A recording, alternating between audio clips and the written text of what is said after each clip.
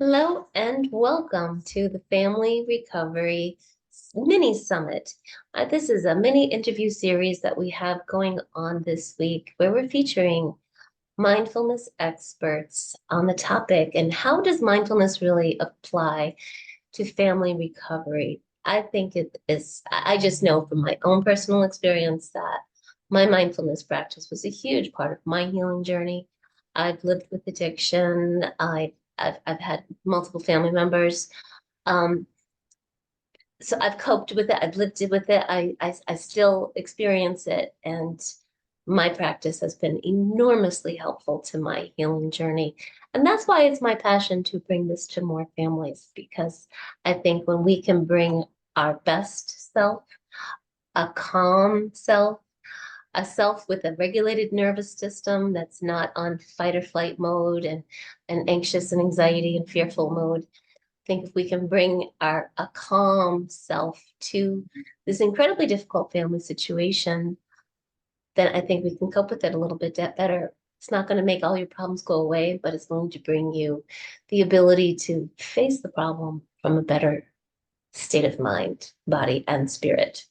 So that is the intention of this interview series, and I want to introduce my friend Kaitlin. She's a yoga teacher who specializes in trauma, and she's lovely. And we're gonna hear a little bit about her story, who she is, maybe a little bit about her journey, how she serves, and so yeah. So Kaitlin, welcome. Thank you for being Hi, here. Mm. thanks for having me. You're welcome. It's a pleasure to have you. Now, could you tell us a little bit about yourself and about your journey? Yeah, so my name is Caitlin, and I am a mom to two little kids and a yoga and mindfulness teacher. And I've kind of been at this for about 4 or 5 years as far as Mm-hmm. teaching goes. And Mm-hmm. then practice-wise, it's been about 12 years for me. So I definitely practiced for a long time before I decided to teach. So I got a lot. I figured out the benefits and saw what it did in my life before I got into teaching. And I originally started practicing yoga just for back pain. It was just, and I think that is a very common introduction to yoga for people is back pain or shoulder pain. Um, and so that's where I started, but I quickly started to feel the benefits of the practice, the calmness, the groundedness. I am a person with anxiety, and to see myself being able to handle that better, it kind of, sucked me more into the practice. And, I learned over the years how helpful mindfulness practices such as yoga is to get to know yourself and to observe how you're feeling, observe the things that are going on around you. And it really helps you respond to things instead of living in a state of just constant reaction. And so I really used that practice for my body, for my emotional and mental well being, totally full circle. And it came to a point where I was just like, one day I want to be able to share this. And then the one day came and I started my first 200-hour training. And it was, the basics. And I decided, I really questioned who I wanted my audience to be and who I wanted to be able to serve. And I really came to the conclusion that I wanted to be able to serve anybody who came along my path. But I also really wanted to serve those who are commonly affected um, by their nervous systems, trauma, PTSD, anxiety, depression, all of those things. And so I just kind of in my life noticed like my grandfather, he is a veteran, and my friend, her dad is a veteran. And, just one day we were kind of comparing and contrasting because her grandfather, or not, sorry, her father did yoga, and it changed his life. And, just kind of seeing the differences there, I kind of fell into that world, serving veterans. And so I took a Warriors at Ease training. And on top of my 300-hour training, where I got trauma informed certified and then Warriors at Ease certified, you really dive into the deep details of the nervous system, the brain, how it all interacts together. Trauma in the body and the nervous system, they can um, kind of activate each other in ways that you wouldn't really think about. And so by learning these, I felt really confident to be able to offer yoga and meditation and mindfulness to crowds with trauma, and not just veterans, but I do a lot of work with them. But trauma, in my training, it was said something like 70% of adults have trauma, and that's after high school. That's not including anything that happened to you before 18. And so to think of it that way and to understand that trauma isn't always something huge. It's not always going to be a war. It's not always going to be, a death in the family. It can be a lot of different things, and we all have different traumas, and that really shapes how our brain and our nervous system reacts to things. It really shapes how we see the world and how we go about living and our relationships with people. And um, so by combining that knowledge with the healing properties of yoga and mindfulness, it really sets up me to be able to teach in a safe way and help people get to know themselves, slow down, understand their surroundings, and also understand their nervous systems, understand how to help themselves, walk a little lighter, feel a little better, and some things that they can do to help themselves. And so that's kind of just been my passion at this point, is to, maybe, maybe you come to me with back pain, but you might be one of the 70% with trauma. And so we can operate there. And, when people ask me about, what's trauma informed yoga, and that's such a common question I get. It is a teaching style. It's a certification that a teacher can get.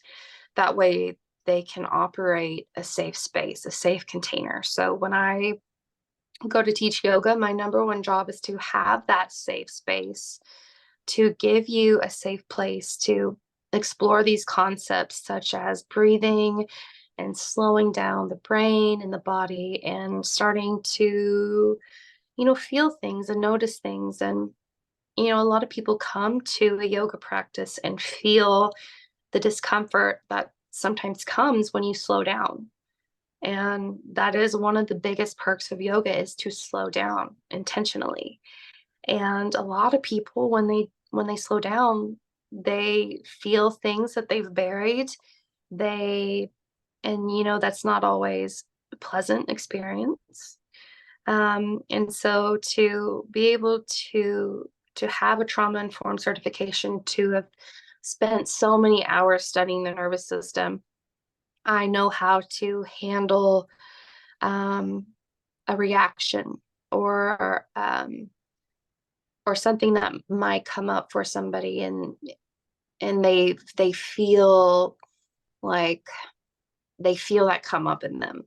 So I can handle and help them come down from this state of fight or flight. I can help them come back to the present moment. And by learning how to do that, really, that's everything. To be able to notice when you're feeling that nervous system kick on into fight or flight, to realize that's where you're headed, and then to be able to have these tools to bring it back down to, maybe it's a few notches, maybe you come down completely back to relaxation.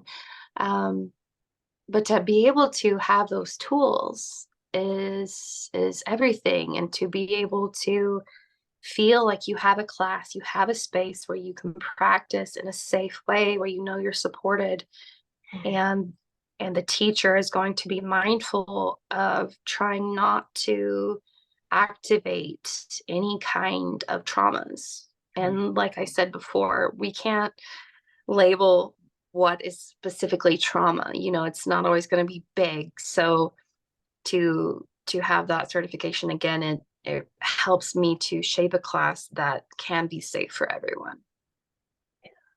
I can tell you the people in this group, in the Mindful Family Recovery Facebook community, I can tell you there's a lot of trauma. There are people who've lost loved ones to overdose. There's people who have loved ones who are missing. There's people who have lost loved ones to suicide. Um, and or if you have a child or a parent and you don't know where they are, all of that is traumatic. And I don't know if people really realize that what they're feeling or experiencing is trauma, but it's not until you slow down, exactly like you said, we have to slow down.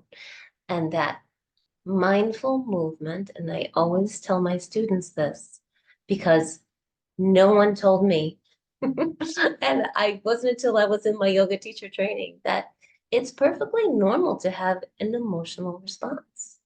And I couldn't understand why I was always crying during yoga class, but I was like, I was working through my stuff, and that's what yoga does. And it needs these feelings they get stuck inside our bodies, these emotions, and we have to move in a certain way so that they can come up. They just need to be seen, be acknowledged, recognized, and move out. Otherwise, they stay stuck inside us.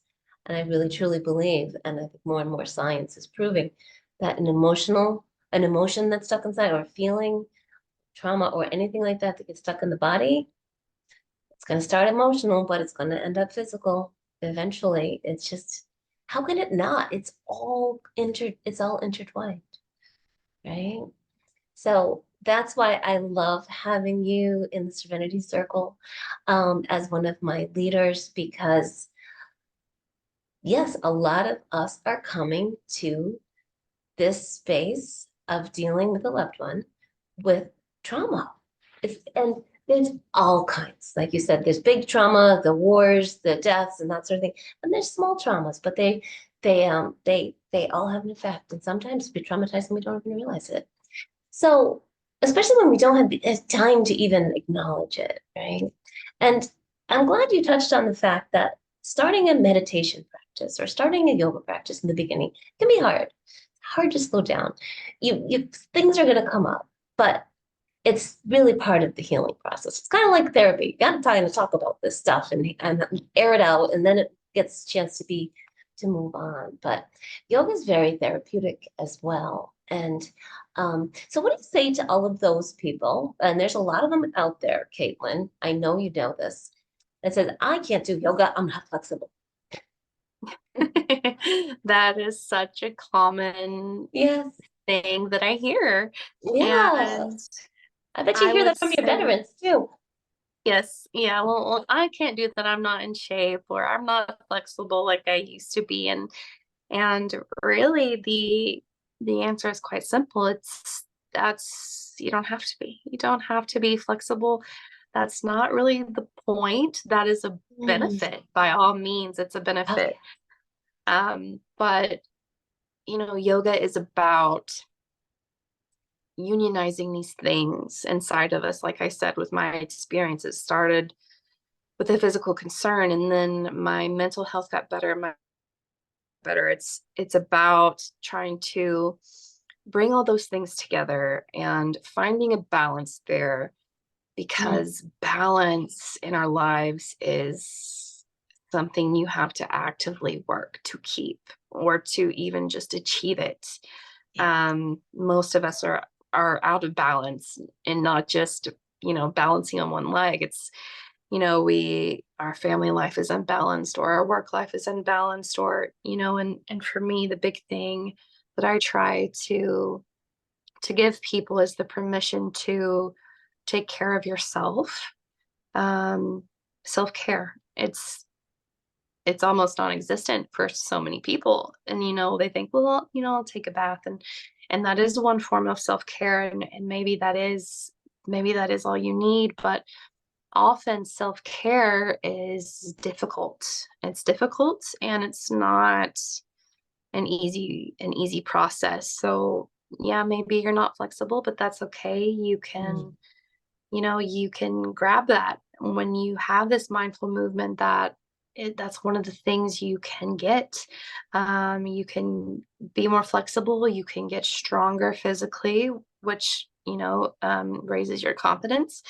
You can work on stamina. You can release pain and tension that you didn't even realize you had. That physical pain, that physical tension adds stress on the inside as well. And then if you're anxious or stressed, that's going to tense up your body. It just all pings off of one another. Oh my God. And then you're stuck in the loop. It's just like, oh, and then you Yep. have you have the anxiety, then you have the pain, then you have the anxiety about the pain.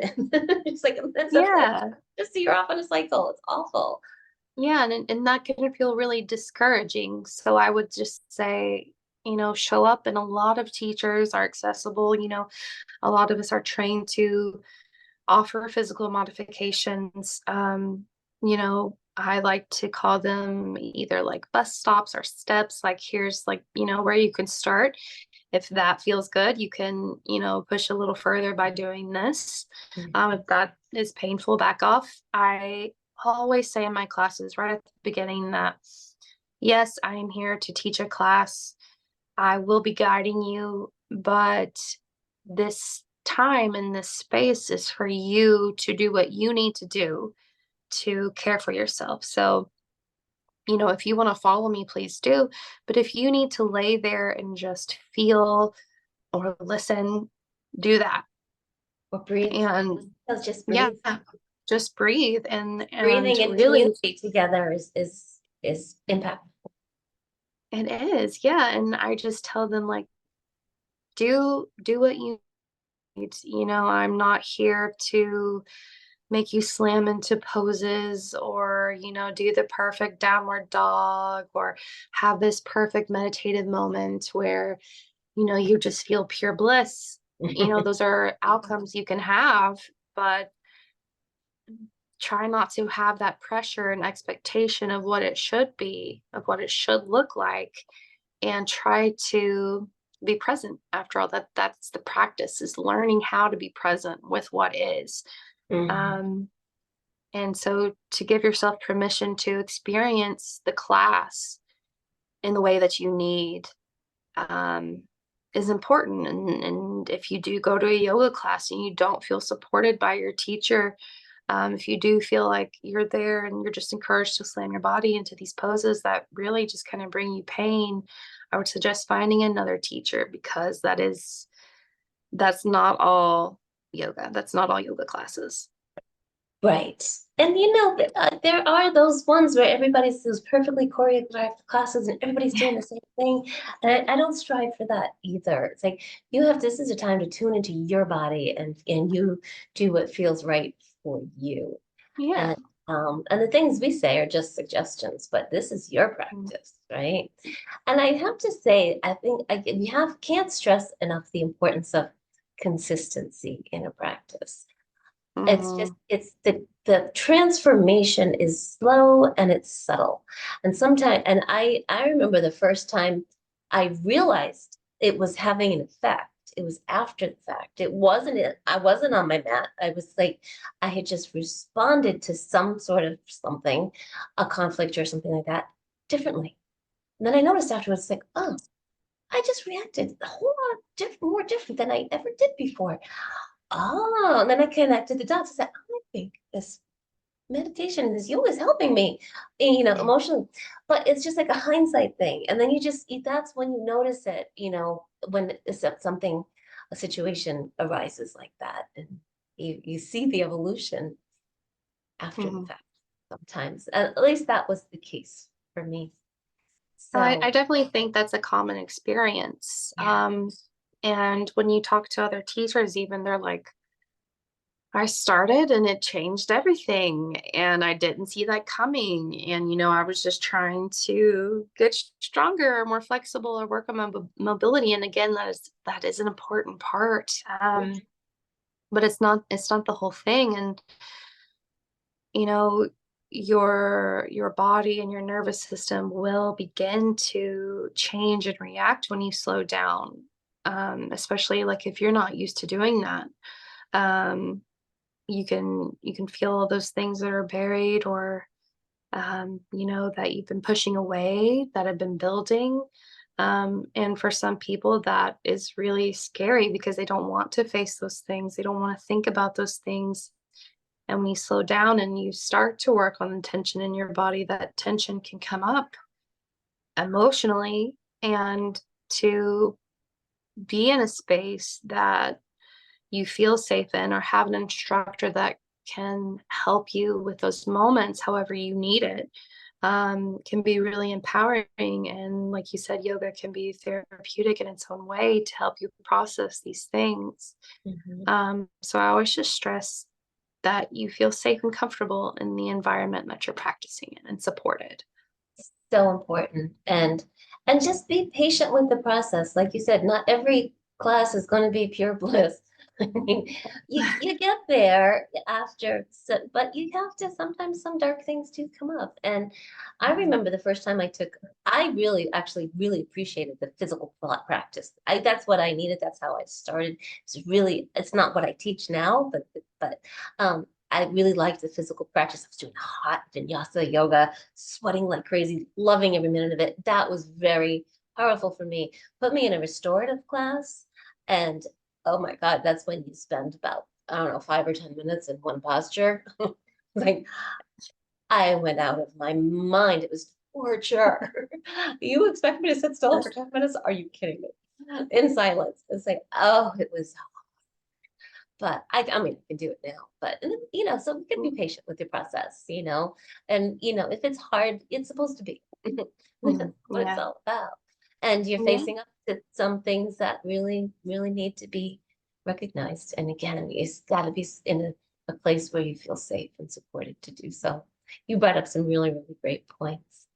Yeah. We have a few minutes left, Caitlin. I was hoping that maybe I we wanted to make these sessions experiential.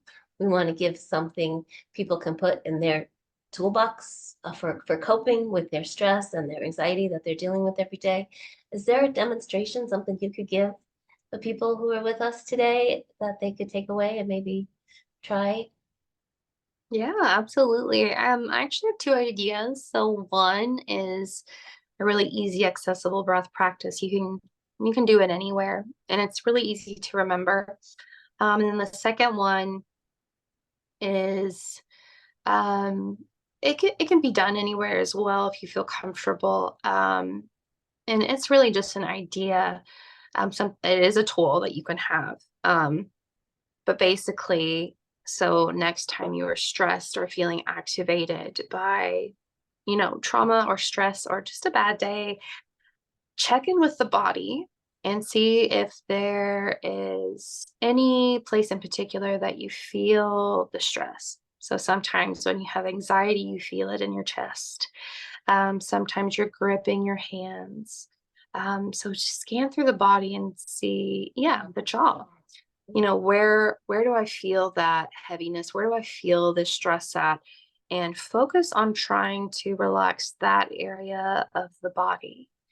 And we talk about how the nervous system and the body are so closely connected. So if you can learn to soften those shoulders, soften the face, relax the jaw, the hips, wherever you're feeling it, that can take the edge off of what's going on inside. Um, and On top of that, another thing you can do is think about what you're feeling and then think about what you want to feel. So if you are feeling stressed or have anxiety, you can think about what it feels like to feel joy. Where do you feel the joy in your body normally when you feel happy? Does your heart flutter? Do you feel like dancing or, skipping around? Think about the opposite of whatever it is you're feeling. So if you're feeling stressed, think of joy or happiness. You can think of a memory of a time that made you happy. Invite those feelings, those physical feelings or emotional feelings into your body and let that kind of take the edge off of what you're experiencing. Mhm. And so with that, I just like recommend to I just call it, think opposites. Just think about the opposite, or physically respond to the stress. And then the breath practice, I usually start with a 4-6 breath, and I can lead you through that. Mhm. Mhm. And so, what you're going to do is just find a little lift in the heart and let the shoulders be heavy. And you can close the eyes and relax the gaze. And then just take a couple of natural breaths for me, just at your own pace. Nothing specific or forced, hurried, or rushed. Just breathe normally.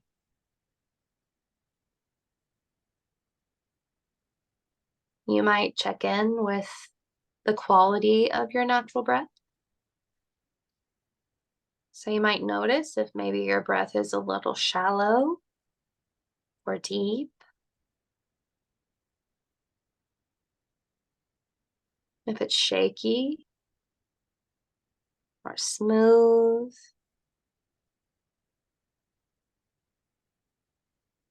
if you're breathing fast or slow. And we notice these things without judging ourselves. We come to this with a place of curiosity, just simply noticing, just as if we were taking notes.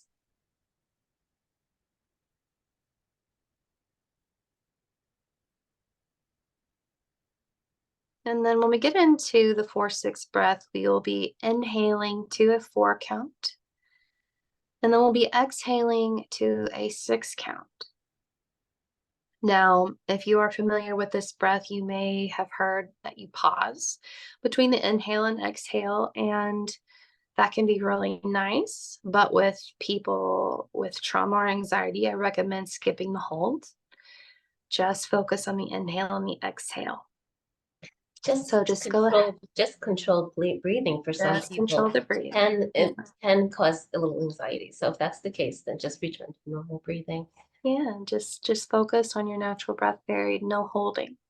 Mm. And so the next time you inhale, we're going to inhale to the count of 1, 2, 3, 4, and then we'll exhale and let everything go naturally to your own count.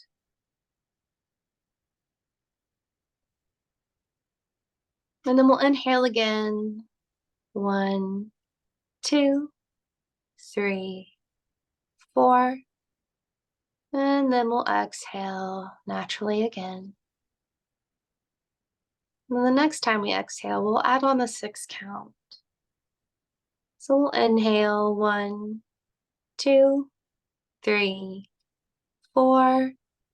Exhale 6, 5, 4, 3, 2, 1.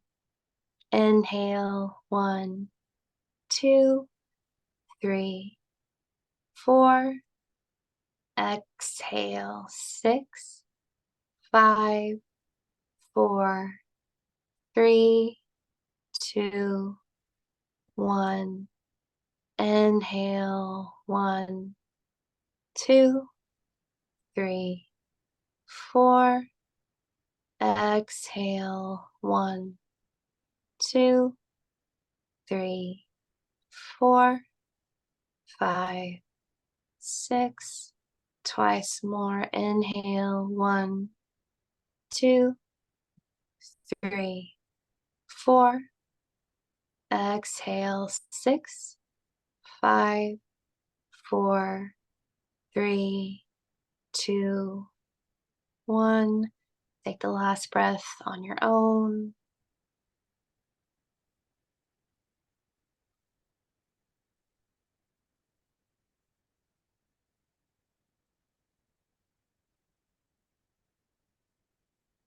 And when you finish that exhale, you can slowly open your eyes.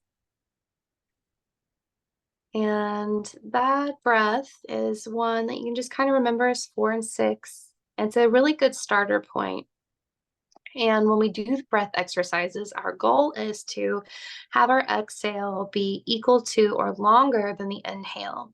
So I usually start with the 4, 6, but you can go 4 and 8. That is a really nice one. But work your way up, especially if you're not used to doing breath practices, exhaling for 6 counts. Like, I can't exhale that long. It does take some practice to learn how to control it, to steady it out, and to level it out in your own time. So just practice that. And like I said, you just want that exhale to be the same length or longer, never shorter. That is most therapeutic for the nervous system. If it's shorter, it's going to kind of start to mimic hyperventilating, which will make the nervous system kind of turn on. And so we want the opposite of that. So just make the exhale longer, even if you don't count to a specific time, just a longer exhale can be beneficial, and you can do it as often as you want, for as long as you want, anywhere that you feel safe to do so. It's a really nice tool to have in your back pocket. It's so calming.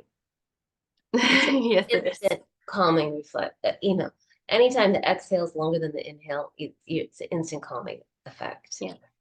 And it's so easy. I know we spend so much time searching for complicated solutions to our very sophisticated problems, but the solutions really are that easy. And I was one back in the day, back in a previous life, that would really not take these really super simple solutions seriously. Because that can't possibly work. It's too easy. But it does. It really, really does.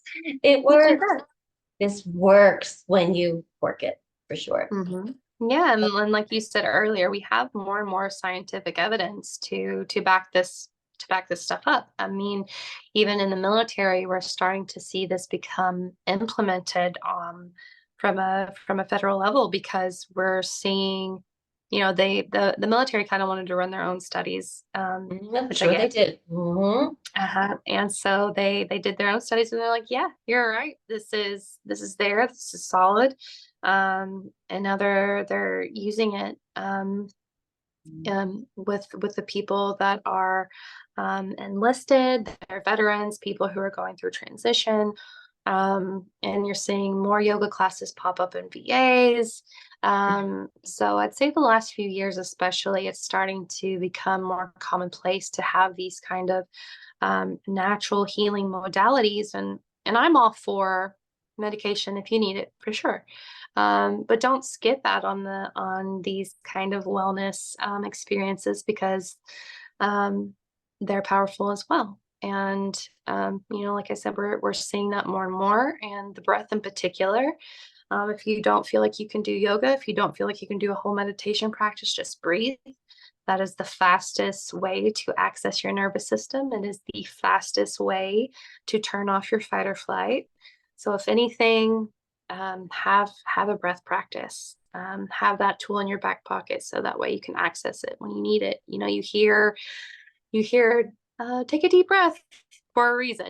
It's you hear it on TVs and movies, and just kind of general advice, but it's sound advice. It's real advice. So to have like a 4, 6 breath in your practice, just in your back pocket, you can take it out when you need it. Yeah. And you say you see it more in the military. Where else are we seeing it? In recovery spaces. A lot of addiction recovery facilities, they're integrating mindfulness and yoga in there as well. We're seeing Yeah. it in schools. We're seeing it in so many places now because it's proven this does work. And they say the behavior challenges that they had in schools when they started integrating these meditation practices. Oh my God, the changes have been unbelievable. So, and I say anything that they're doing for people in the addiction recovery space, families need it too. Yeah, That's they do. it's like it's working there. Yeah, bring that home. And Yes, it's whatever they're doing for their recovery, good and for it you. can't be hurting to do it. You do it too, because we Yeah. all need recovery. Addiction is a family disease. It affects everybody. It affects the whole unit. So Yeah, it's and it's not really, selfish. It's not selfish to care for yourself. it's actually the most selfless, most generous Mm. thing you could do for your family, to be calm and healthy and set a really good example. Just like, Joe, if Yeah, you're coming to, and there's less conflict and there's just less anxiety and there's less stress and tension and coming out of you, guess what? The people around you are going to feel that. And you're leading by a beautiful example, and they're going to see something in you they might want for themselves. And that's a exactly. beautiful thing. And it only takes one, and it can affect the whole family. And here at the Serenity Circle, where Kaitlin is one of my teachers and leaders that we have. So many wonderful offerings there. We do yoga and meditation and sound healing and energy healing and support groups and book discussions. We have so much going on. Anything for anybody, whatever it is you might be interested in. But it's so helpful. And and it's just like we can heal one, we heal many. All the people around you, they're going to heal too. So we're just going to, that's the mission of the Serenity Circle, is to heal communities one family at a time, right? And it just starts with one in the family, and the whole family can heal. It really is true. So before we sign off, I wanted to ask you, you are more than just a community leader, Kaitlin, in the Serenity Circle. You are also a member. So could you share with us what it is about the Serenity Circle you like and what your experience has been there?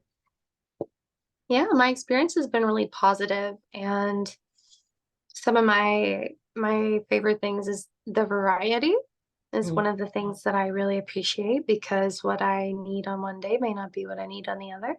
mm, And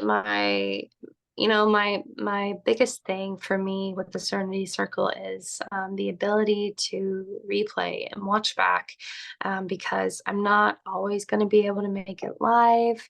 My schedule is busy and hectic, and I'm here and I'm there, and I homeschool, I teach yoga, I work with our forest school.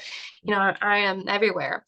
mm, And so to be able to have something that I can watch or tap into, later in the day or earlier in the day, whenever I need it, gives me that ability to access self-care. Um, I think when it's easy accessible, you're more likely to take it. mm, And so I really enjoy that aspect as well. And everyone is very welcoming. And with you in particular, I can tell that you really care and you do put a lot into this program, um, to make it a good place. And it's authentic. It's an authentic place. It doesn't feel scammy or, what's the word I'm looking for? It feels real, like real connections, authentic people who truly just want to help people. And that energy is really important. yeah. Thank you so much. Those are beautiful words. I really appreciate that. Well, thank you. So hopefully, if anybody wants to learn more about Caitlin, you can find her in the Serenity Circle, and right here in this Facebook group, in the Mindful Family Recovery Facebook group. We got Caitlin hanging out with us there, and maybe she'll do more breath work for us there sometime. Would that be fun? We would love to have Yes, you. I'd love to. Great. All right. Thank you so much for your time, Caitlin. We'll talk soon. Thanks. Okay.